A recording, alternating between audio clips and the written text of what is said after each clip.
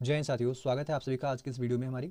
आज हम करने वाले हैं यूपी होमगार्ड के टॉप 100 एमसीक्यूज़, जो कि वेरी इंपॉर्टेंट है। आप लोग ध्यान दीजिएगा, वेरी इंपॉर्टेंट क्वेश्चंस हैं और ये ऐसे क्वेश्चंस हैं जो एग्जाम में बार बार रिपीट होते हैं। पहला प्रश्न है साथियों, ऋग वैदिक काल में 10 राग युद्ध का उल्लेख मुख्यतः किस ग्रंथ में मिलता है?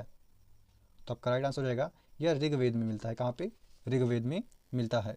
चलिए अगला प्रश्न है आपका, कौटिल्य द्वारा रचित अर्थशास्त्र पुस्तक मुख्यतः किस विषय से संबंधित ग्रंथ है? तो साथियों, जो अर्थशास्त्र है यह आपका मुख्यतः राजनीति एवं प्रशासन से संबंधित क्या है? ग्रंथ है।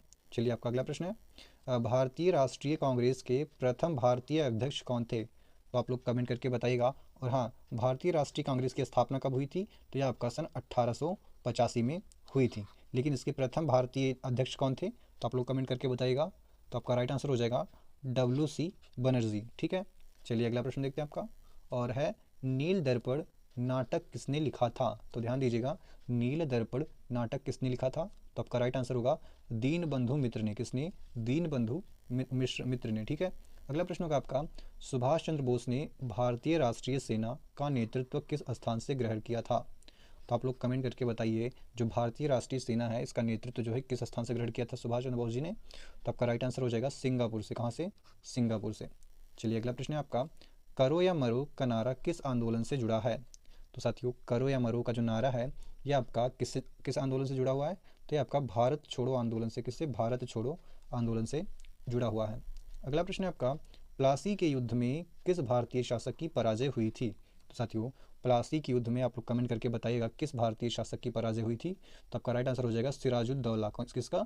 सिराजुद्दौला का। चलिए अगला प्रश्न होगा आपका, जो कि है मौर्य साम्राज्य के संस्थापक कौन थे? तो साथियों, मौर्य साम्राज्य के जो संस्थापक थे वह चंद्रगुप्त मौर्य थे। कौन थे? चंद्रगुप्त मौर्य थे। चलिए अगला प्रश्न है आपका, शिलालेखों के माध्यम से धम्म नीति का सबसे स्पष्ट प्रचार किस शासक ने किया था? तो साथियों, शिलालेखों के माध्यम से जो धम्म नीति का जो सबसे स्पष्ट प्रचार है यह अशोक ने किया था। किसने किया था? सम्राट अशोक ने किया था। अगला प्रश्न होगा आपका, आनंद मठ उपन्यास किससे संबंधित है? तो साथियों, आनंद मठ उपन्यास जो है इसके लेखक हैं बंकिम चंद्र चट्टोपाध्याय। ठीक है, चलिए अगला प्रश्न होगा आपका, भारतीय संविधान का अनुच्छेद 14 जो है वह किस अधिकार से संबंधित है? तो साथियों, जो आर्टिकल 14 है यह आपका समानता का अधिकार देता है। किसका? समानता का अधिकार। अगला प्रश्न होगा आपका, भारतीय संविधान में मौलिक अधिकारों की संख्या कितनी है? तो आप लोग कमेंट करके बताइएगा कि मौलिक अधिकार कितने साथियों? तो टोटल 6 मौलिक अधिकार है। और बात करें कि मूल संविधान में मौलिक अधिकारों की संख्या कितनी थी? तो 7 थी उस समय। इसमें से एक जो है हटा दिया गया है, जो कानून सॉरी किसका था? संपत्ति का। क्या था? संपत्ति का जो अधिकार था साथियों उसको हटा दिया गया है। ठीक है, चलिए अगला प्रश्न हो जाएगा आपका। अगला प्रश्न होगा कि संविधान का कौन सा अनुच्छेद सर्वोच्च न्यायालय के संवैधानिक उपचार से अधिकार से संबंधित है? तो संवैधानिक उपचार के अधिकार से संबंधित होगा साथियों सर्वोच्च न्यायालय के। ठीक है, तो आपका राइट आंसर हो जाएगा वो होगा अनुच्छेद 32। और अनुच्छेद 32 को संविधान की आत्मा भी कहा गया है। किसकी? संविधान की आत्मा भी कहा गया है। और किसने कहा है? तो डॉक्टर B.R. अम्बेडकर ने। किसने? डॉक्टर बी आर अम्बेडकर ने जो है इसे कहा है संविधान की आत्मा। ठीक है, किसको? अनुच्छेद 32 को। चलिए अगला प्रश्न होगा आपका, वित्त आयोग का प्रावधान किस अनुच्छेद में है? तो साथियों, वित्त आयोग का जो प्रावधान है यह आपका अनुच्छेद 280 में है। किस में है? 280 में। किस में है? 280 में। ठीक है, तो आपका जो राइट आंसर हो जाएगा वित्त आयोग का जो साथियों प्रावधान है वह अनुच्छेद 280 में हो जाएगा। चलिए अगला प्रश्न होगा आपका, जो कि है भारत में चुनाव के संचालन की जिम्मेदारी किस संवैधानिक संस्था की है? तो साथियों, जो भारत में चुनाव है यह आपका निर्वाचन आयोग के द्वारा कराया जाता है, इसी की जिम्मेदारी है। तो ऑप्शन सी आपका राइट आंसर होगा। फिर आता है आपका अगला प्रश्न, भारतीय संविधान में राज्य के नीति निर्देशक तत्व किस भाग में दिए गए हैं? तो इसको हम शॉर्ट फॉर्म में साथियों DPSP भी बोलते हैं। क्या बोलते हैं? DPSP भी आपको कभी कभी ऑप्शन में लिखो देखने को मिल सकता है। ठीक है, तो ये आपके भाग किस में साथियों? भाग 4 में दिया गया है। ठीक है, और नेक्स्ट क्वेश्चन है आपका, संविधान का कौन सा अनुच्छेद राष्ट्रपति को आपातकाल लागू करने की शक्ति देता है? तो राष्ट्रपति को आपातकाल लागू करने की जो शक्ति है साथियों यह आपका अनुच्छेद 352 के तहत मिलती है। किसके तहत? अनुच्छेद 352 के तहत जो है मिलती है। अगला होगा आपका, भारत के नियंत्रक एवं महालेखा परीक्षक यानी कैग है, इसका उल्लेख किस अनुच्छेद में है? तो साथियों, कैग का जो उल्लेख है यह आपका अनुच्छेद 148 में। कहाँ पे है? 148 में। और नियंत्रक एवं महालेखा परीक्षक की जो साथियों नियुक्ति है यह राष्ट्रपति के द्वारा की जाती है। किसके द्वारा? राष्ट्रपति के द्वारा जो है किया जाता है। ठीक है, चलिए अगला प्रश्न है आपका कि भारतीय संविधान में संशोधन की प्रक्रिया किस अनुच्छेद में दी गई है? तो साथियों, भारतीय संविधान में जो संशोधन की प्रक्रिया है यह आपका अनुच्छेद 368 में दिया गया है। और 368 और भाग 20 में किस में, ध्यान दीजिएगा, भाग भी पूछ लेता है तो भाग 20 में दिया गया है और आर्टिकल किस में दिया गया है, आर्टिकल 368 में दिया गया है। ठीक है, चलिए अगला प्रश्न होगा आपका, राज्यपाल की नियुक्ति कौन करता है? आप लोग कमेंट करके बताइए कि राज्यपाल की नियुक्ति कौन करता है। तो आपका राइट आंसर हो जाएगा साथियों, यह राष्ट्रपति के द्वारा किया जाता है। किसके द्वारा? राष्ट्रपति के द्वारा। अगला प्रश्न होगा आपका, भारतीय संविधान के किस भाग में मौलिक कर्तव्य शामिल हैं? तो साथियों जो मौलिक कर्तव्य हैं, ध्यान दीजिएगा, मौलिक कर्तव्य, तो आपका राइट आंसर क्या होगा आप लोग कमेंट करके बताइएगा। तो आपका ये होगा भाग किसमें, भाग 4A में साथियों मौलिक कर्तव्यों को शामिल किया गया है। और अनुच्छेद 51A, कौन सा? अनुच्छेद 51A में जो है इसे शामिल किया गया है भाग 4 के अंतर्गत। ठीक है, चलिए अगला प्रश्न होगा आपका, पंचायतों को संवैधानिक दर्जा के संशोधन से मिला। तो साथियों जो पंचायत थे इनको संवैधानिक दर्जा आपका किस संविधान संशोधन के द्वारा मिला था? तो यह 73वें संविधान संशोधन के द्वारा मिला था। ठीक है, चलिए अगला प्रश्न होगा आपका, नगर पालिकाओं को संवैधानिक दर्जा किस संशोधन से मिला था? तो साथियों नगर पालिकाओं को जो संवैधानिक दर्जा है यह आपका 74वें संविधान संशोधन के द्वारा मिला था। चलिए अगला प्रश्न होगा आपका, भारतीय संसद के 2 सदन कौन से हैं? तो भारतीय संसद के जो 2 सदन हैं वो आपके एक राज्यसभा होगा और एक लोकसभा होगा। तो ये आपको ऑप्शन सी में देखने को मिलता है, तो ऑप्शन सी आपका राइट आंसर होगा। अगला प्रश्न है, भारत में धन विधेयक सबसे पहले किस सदन में पेश किया जाता है? तो साथियों धन विधेयक को सबसे पहले आपका कहाँ पे पेश किया जाता है? तो यह सबसे पहले आपका लोकसभा में पेश किया जाता है। अगला प्रश्न होगा आपका, भारत की सबसे लंबी नदी कौन सी है? साथियों तो भारत की सबसे लंबी जो नदी है वह गंगा है। कौन सी? गंगा, जिसकी लंबाई 25-25 किलोमीटर है। कितनी? 25-25 किलोमीटर। ठीक है, तो आपका ये राइट आंसर हो जाएगा। चलिए अगला प्रश्न होगा आपका, भारत में सर्वाधिक वर्षा कौन से क्षेत्र में होती है?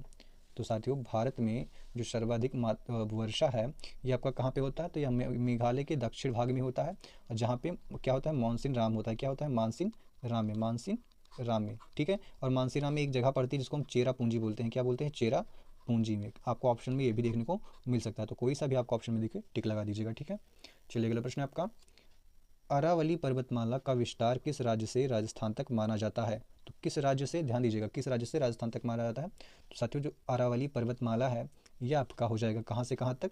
तो आपका बिल्कुल राइट आंसर होगा, यह गुजरात से राजस्थान तक फैला हुआ है। ठीक है, किस, और ये कैसे, इसकी जो दिशा है वह उत्तर से दक्षिण की ओर है। ठीक है, या दक्षिण से उत्तर से बोल सकते हैं। ठीक है, तो ऑप्शन बी आपका यहाँ पे बिल्कुल राइट आंसर हो जाएगा।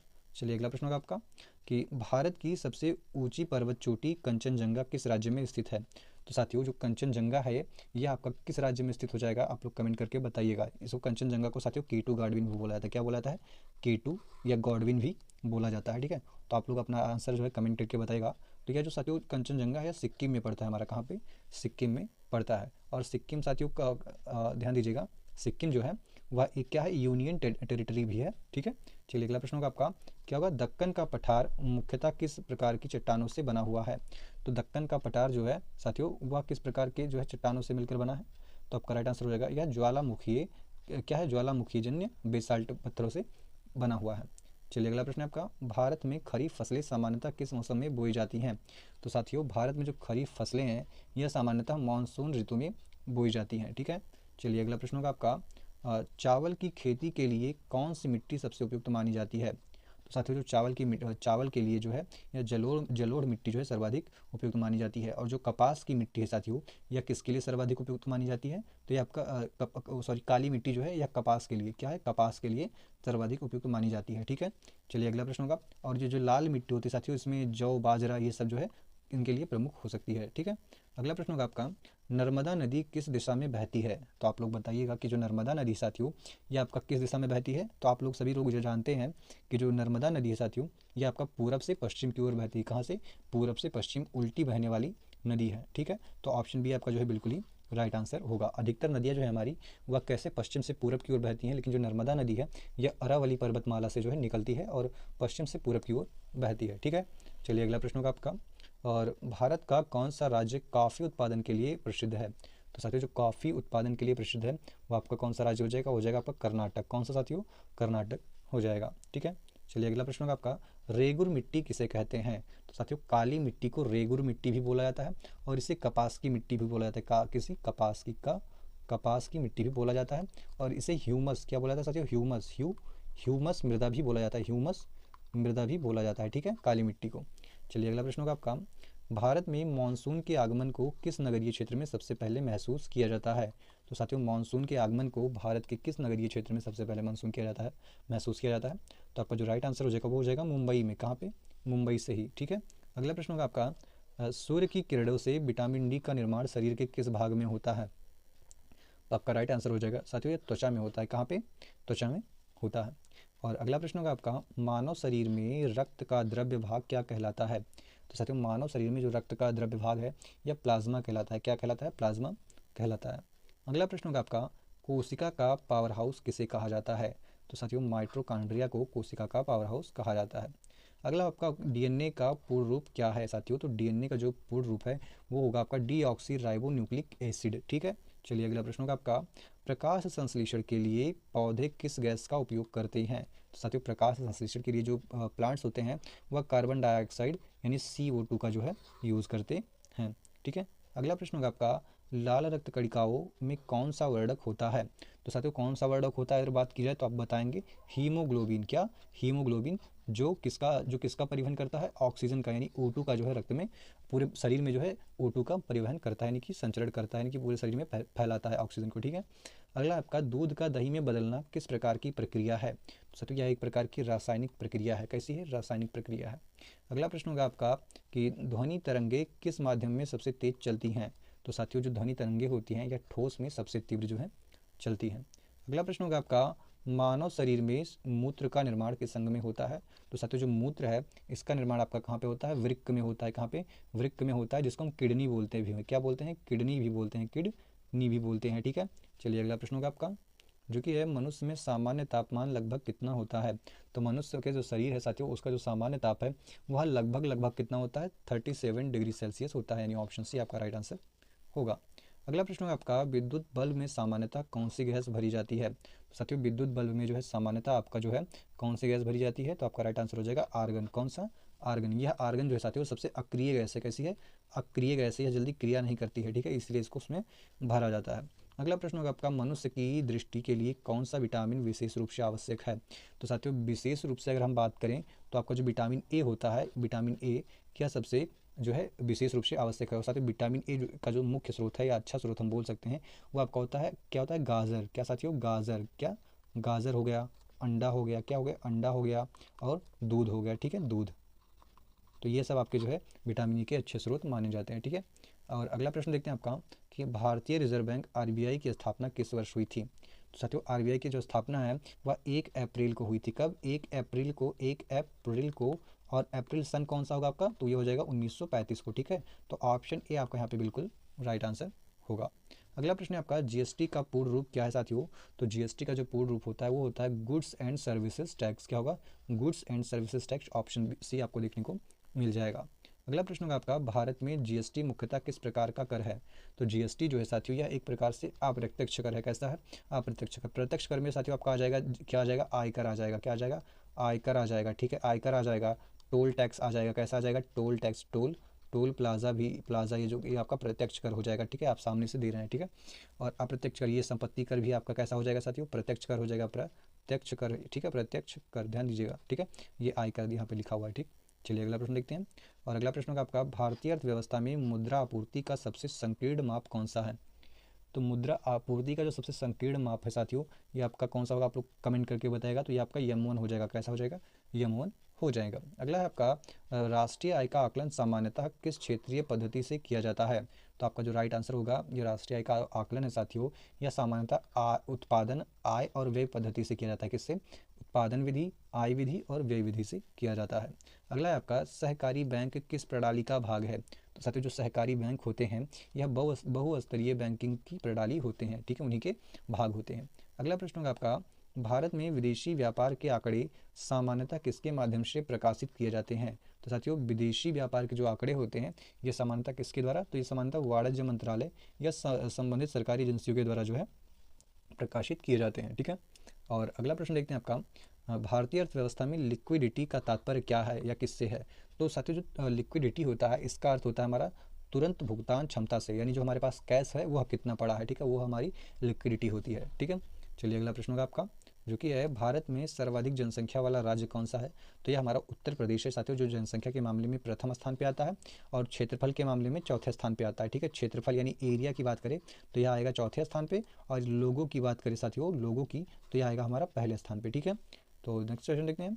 जनसंख्या घनत्व किसकी संख्या को दर्शाती है, तो जो जनसंख्या घनत्व साथियों यह प्रति वर्ग किलोमीटर जनसंख्या है, यानी एक वर्ग किलोमीटर यानी एक किलोमीटर लंबा, 1 किलोमीटर चौड़े क्षेत्र में कितने लोग रहते हैं, यह चीज़ों को दर्शाता है कौन, जनसंख्या घनत्व दर्शाता है हमारा। ठीक है, चलिए अगला प्रश्न होगा आपका, जनसंख्या विस्फोट का मुख्य कारण क्या माना जाता है, तो साथियों इसका जो मुख्य कारण है साथियों, जन्म दर अधिक होना और मृत्यु दर का कम होना। ठीक है, यही आपका जो है मुख्य कारण होता है कि जो लोगों की मरने की संख्या कम है और जन्म लेने वालों की संख्या बहुत अधिक होती है। अगला प्रश्न है आपका, परिवार नियोजन का प्रमुख उद्देश्य क्या है साथियों, तो परिवार नियोजन का जो मुख्य उद्देश्य होता है वह होता है जनसंख्या को नियंत्रित करना। क्या होता है, जनसंख्या को नियंत्रित करना। ठीक है, चलिए अगला प्रश्न होगा आपका, उत्तर प्रदेश की राजधानी कौन सी है साथियों, तो उत्तर प्रदेश की साथी राजधानी जो है वह लखनऊ है। लखनऊ कैसी राजधानी, वह है प्रशासनिक राजधानी। कैसी, प्रशासनिक राजधानी है हमारी। ठीक है, इलाहाबाद कैसी राजधानी है, न्यायिक राजधानी है। और वाराणसी कैसी, सांस्कृतिक राजधानी है। कानपुर कैसी राजधानी, औद्योगिक राजधानी है। ठीक है, ऐसा भी प्रश्न करके पूछ लिया जाता है, तो इसलिए मैंने आपको चारों ऑप्शन एक साथ देके बता दिए हैं। ठीक है, आगे देखते हैं आपका, उत्तर प्रदेश का राजकीय पशु कौन सा है, तो उत्तर प्रदेश का जो राजकीय पशु है साथियों वह है बारहसिंघा। कौन है, बारहसिंघा है। ऑप्शन बी आपका जो बिल्कुल राइट आंसर होगा। अगला प्रश्न है आपका, उत्तर प्रदेश का राजकीय पक्षी क्या है साथियों, तो राजकीय पक्षी हमारा उत्तर प्रदेश का वह सारस होता है। कौन, सारस या क्रेन, एक यहाँ पे कॉमन देख लीजिए कॉमा, तो इसको क्रेन भी बोलते हैं या सारस भी बोलते हैं। अगला प्रश्न होगा आपका, उत्तर प्रदेश का राजकीय फूल कौन सा साथियों, तो उत्तर प्रदेश का जो राजकीय फूल है उसे हम पलास बोलते हैं, और पलास का एक और नाम है साथियों अग्नि फूल। क्या है, अग्नि फूल, ध्यान दीजिएगा, अग्नि का फूल ऐसा लिखो, आपको ऑप्शन मिल सकता है अग्नि का फूल, या इसे हम टेंसू का फूल भी कहते हैं, कि इसका टेंसू का फूल, या इसे हम क्या बोलते हैं, फायर ऑफ, क्या बोलते हैं, फायर ऑफ फॉरेस्ट भी बोलते हैं, फॉरेस्ट। ठीक है, फायर ऑफ फॉरेस्ट यानी कि जंगल की आग्नि, ये भी हम उसको बोलते हैं। तो इनमें से आपको कोई भी ऑप्शंस देखने को मिल सकते हैं, तो इसलिए आप तीनों को जो है अच्छे से समझ लीजिएगा।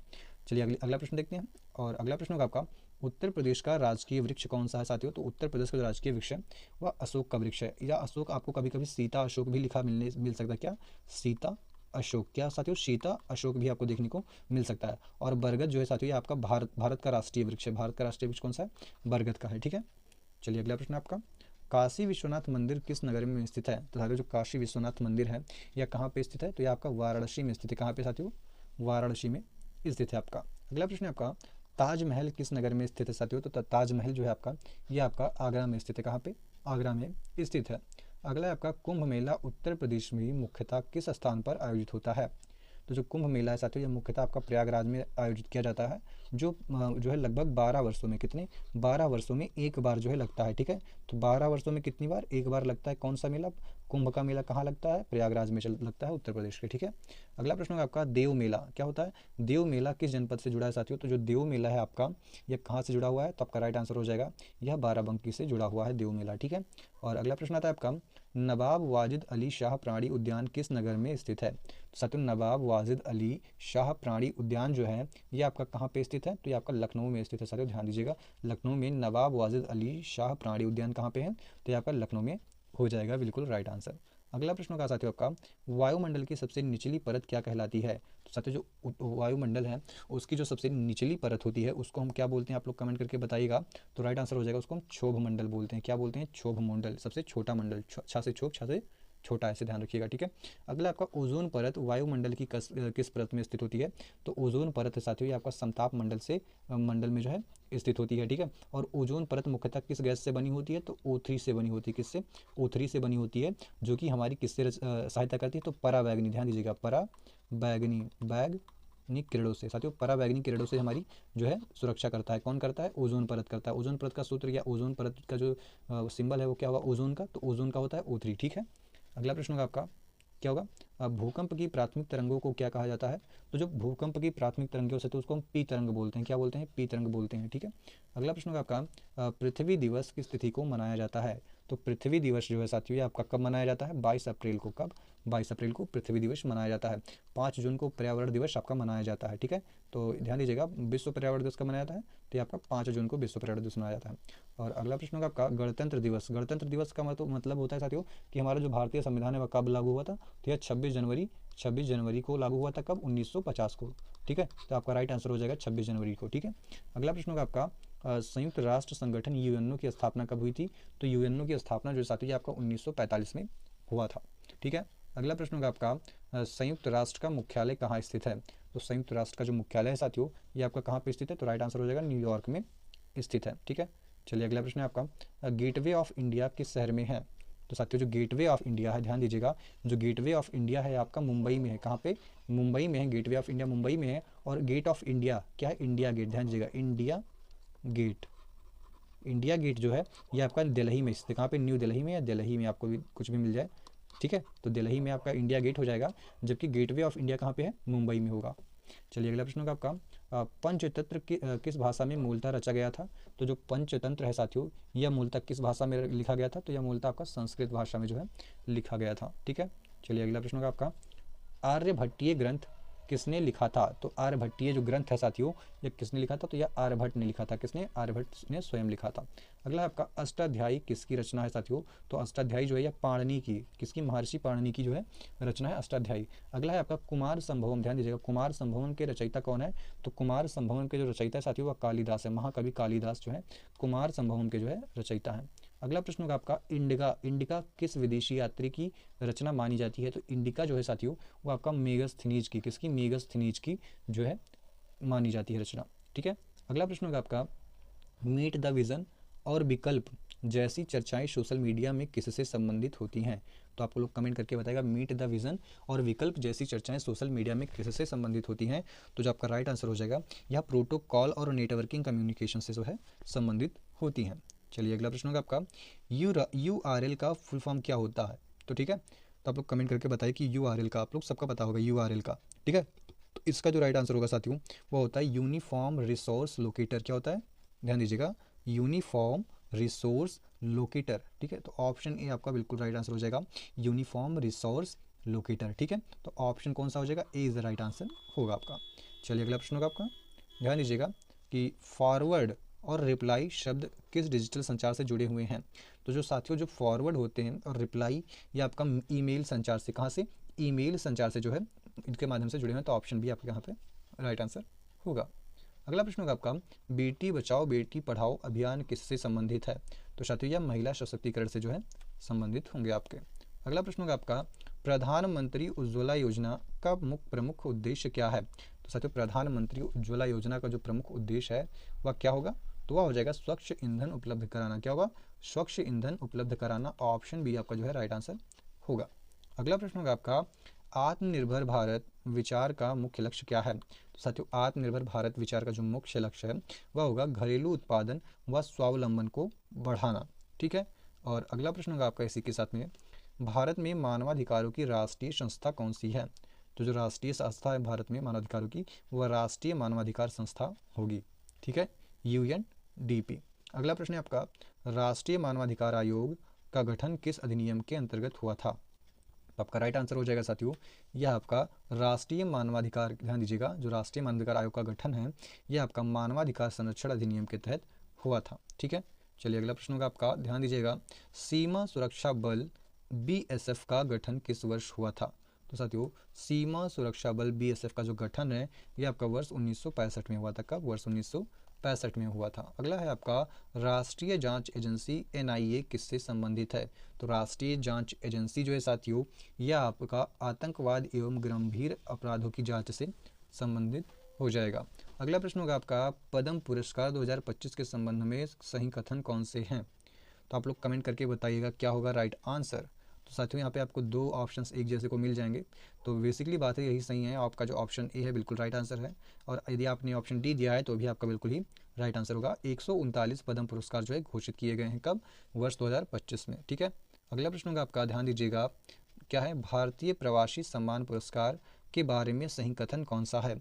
तो साथियों यह जो भारतीय प्रवासी सम्मान होता है यह भारतीय मूल के विदेशियों के लिए सर्वोच्च सम्मान है जिसे राष्ट्रपति प्रदान करते हैं। कौन? राष्ट्रपति प्रदान करते हैं। अगला प्रश्न होगा आपका प्रधानमंत्री पुरस्कार 2025 यानी लोक प्रशासन उत्कृष्टता के बारे में सही कथन कौन सा है? तो साथियों जो प्रधानमंत्री पुरस्कार 2025 का है इसमें जो सही कथन होगा आपका वह हो जाएगा कौन सा? Option B.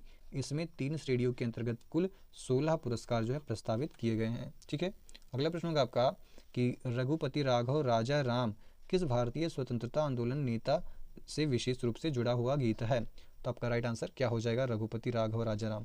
यह किससे जुड़ा हुआ है? तो यह महात्मा गांधी से जो है अधिक जुड़ा हुआ है। ठीक है, अगला प्रश्न देखते हैं साथियों इसी के साथ में। और अगला प्रश्न है हमारा, द डिस्कवरी ऑफ इंडिया। ध्यान दीजिएगा, द डिस्कवरी ऑफ इंडिया पुस्तक के लेखक कौन है या किसने लिखा था? आप लोग कमेंट करके बताएगा। तो साथियों द डिस्कवरी ऑफ इंडिया जो है यह जवाहरलाल नेहरू जी के द्वारा लिखा गया था। ठीक है, चलिए अगला प्रश्न होगा आपका। और अगला प्रश्न है कि नोबेल पुरस्कार के किस श्रेणी को अर्थशास्त्र से जोड़ा जाता है? तो साथियों जो नोबेल पुरस्कार है इसकी जो आर्थिक विज्ञान है, ठीक है, आर्थिक विज्ञान, ध्यान दीजिएगा, आर्थिक विज्ञान है, विज्ञान की श्रेणी से जो है जोड़ा जाता है। ठीक है, तो नोबेल पुरस्कार को जो है आर्थिक विज्ञान की श्रेणी से जोड़ा जाता है। ठीक है, तो ऑप्शन यहाँ पे सी राइट आंसर होगा। यहाँ पे आपको दिख नहीं रहा होगा, ठीक है, तो मैनेज करिएगा, मैं आपको इसे बता दे रहा हूँ। ठीक है, तो मिलते हैं नेक्स्ट वीडियो में साथियों, तब तक के लिए जय हिंद। और हाँ, आपने 100 में से कितने प्रश्नों को सही किए आप लोग कमेंट करके बताइएगा। ठीक है, और हाँ, प्रश्नों के लेवल कैसे लग रहे हैं? क्या प्रश्न पहले से टफ आ रहे हैं? यदि हाँ, यदि आपको टफ लग रहे हैं तो समझिएगा कि लेवल अप हुआ है। और आगे भी ऐसे प्रश्न जो है परीक्षा में जिनके आने की प्रबल संभावना है, जैसे जैसे एग्जाम पैटर्न होता है उसी पे मैं बेस्ड और इससे जो है कनेक्टेड क्वेश्चन लाने की कोशिश करूँगा। ठीक है, तो मिलते हैं नेक्स्ट वीडियो में, तब तक के लिए जय हिंद साथियों, ऐसे ही प्रैक्टिस करते रहिए।